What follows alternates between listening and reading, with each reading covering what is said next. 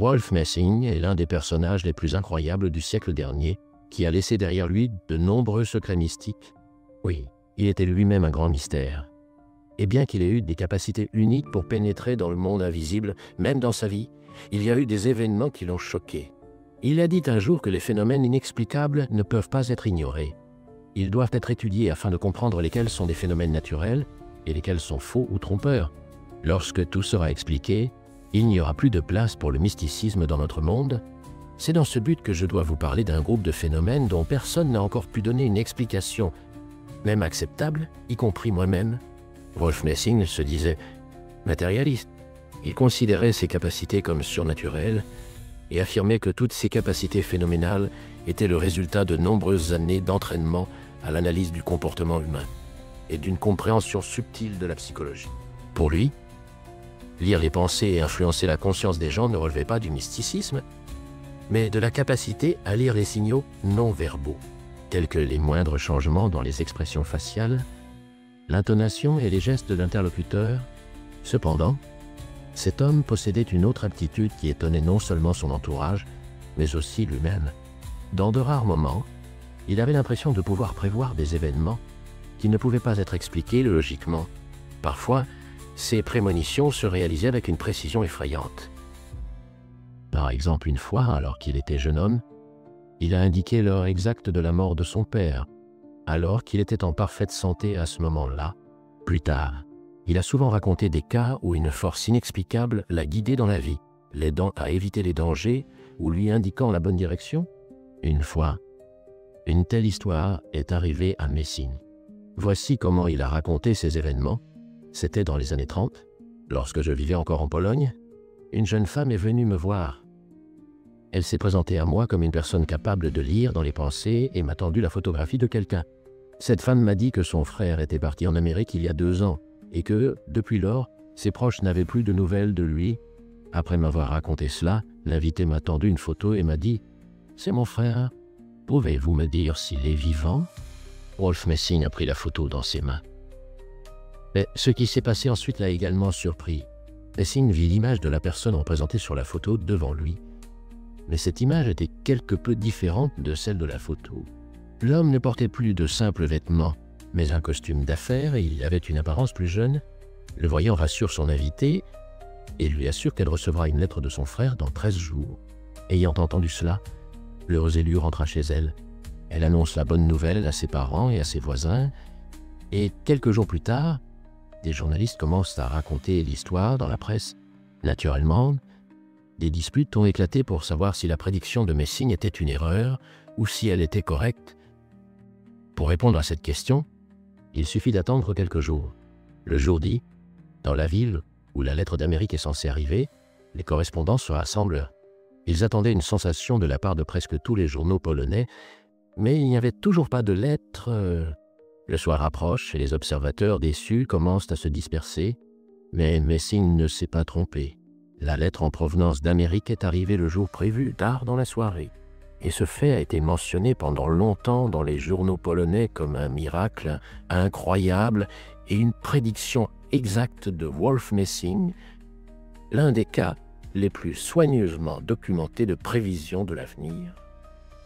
Ce voyant se montra sceptique et douta de son talent.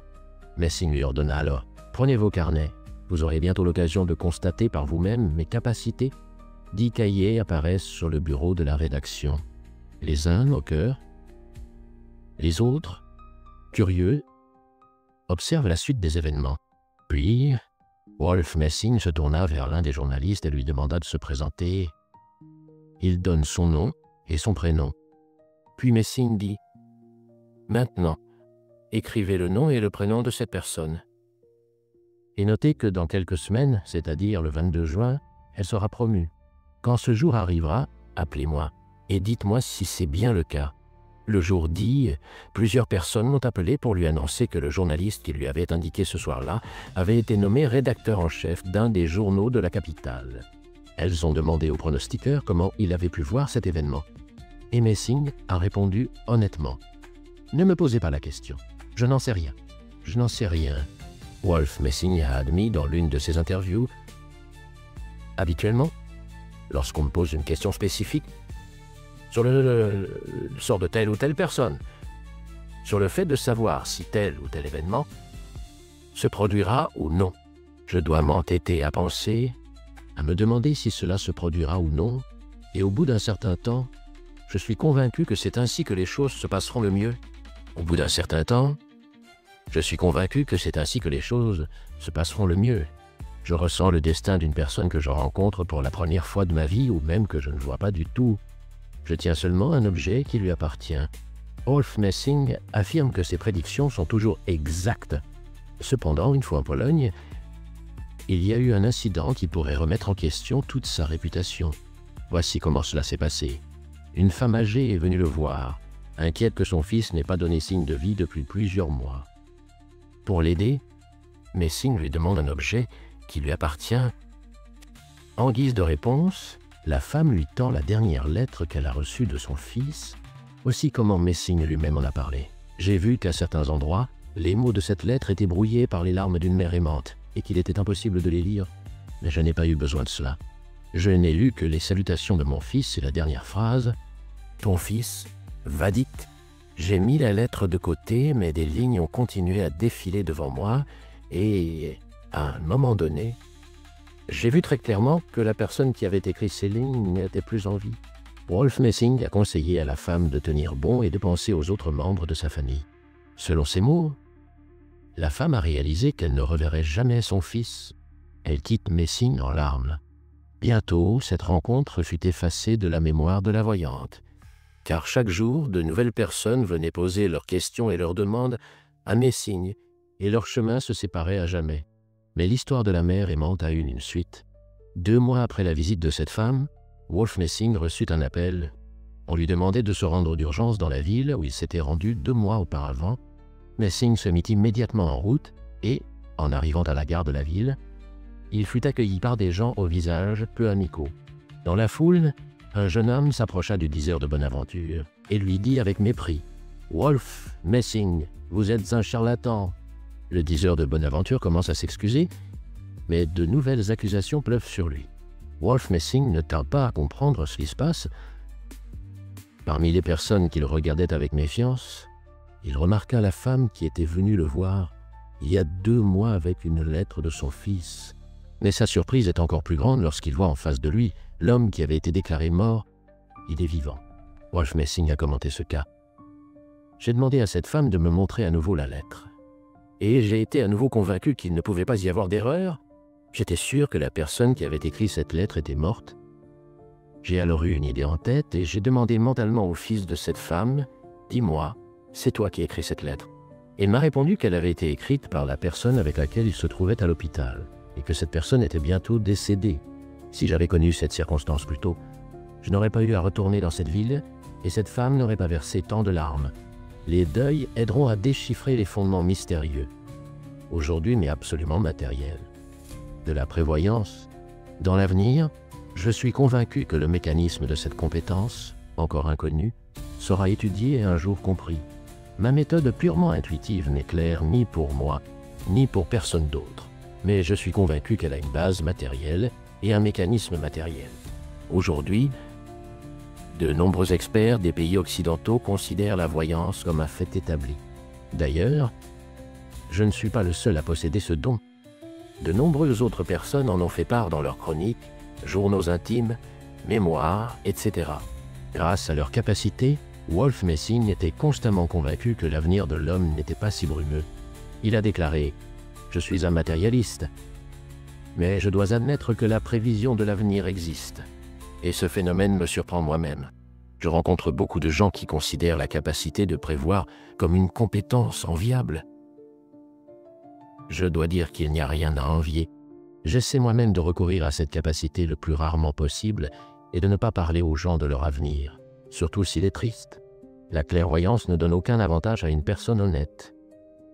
Elle ne peut être bénéfique qu'à ceux qui vont utiliser cette compétence à des fins de profit ou de tromperie, mais même cette capacité ne les rendra pas heureux car ils seront certainement punis pour cela.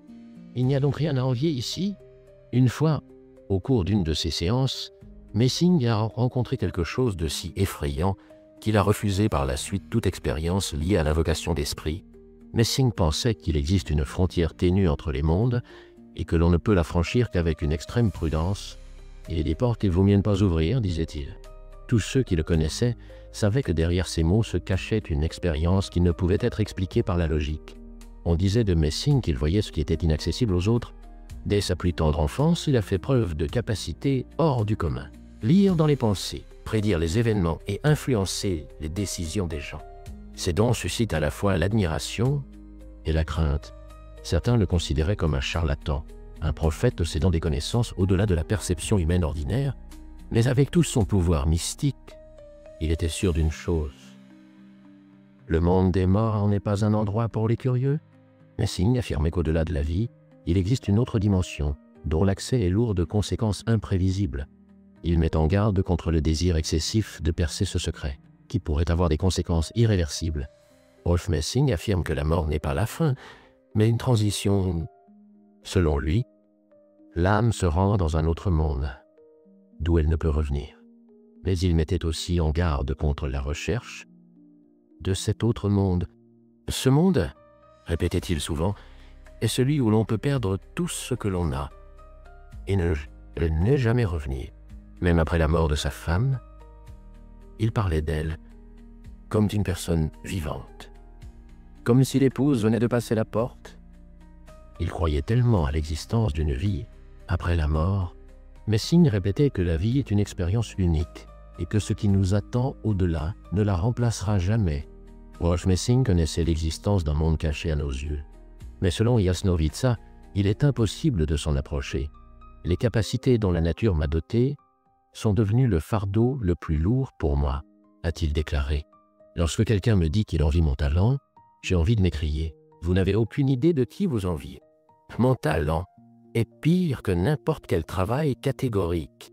Un condamné a encore la possibilité de s'échapper, mais on ne peut pas s'échapper de soi-même. Rolf Messing connaissait exactement le jour de sa mort. C'est ce qu'il a lui-même écrit dans sa lettre adressée au psychiatre. Le professeur Franz Hall, je ne deviendrai pas dans 54 ans, 5 mois et 18 jours. Cela se passera à 23 heures. Mais je n'ai pas peur, car la mort n'est pas du tout la fin, mais le début d'une nouvelle existence. Écrivez dans les commentaires. Avez-vous déjà eu l'occasion de prédire votre avenir? Aussi, likez et cliquez sur la cloche pour ne pas manquer les nouvelles vidéos. Merci beaucoup d'avoir regardé. À tous, longue vie et bonté.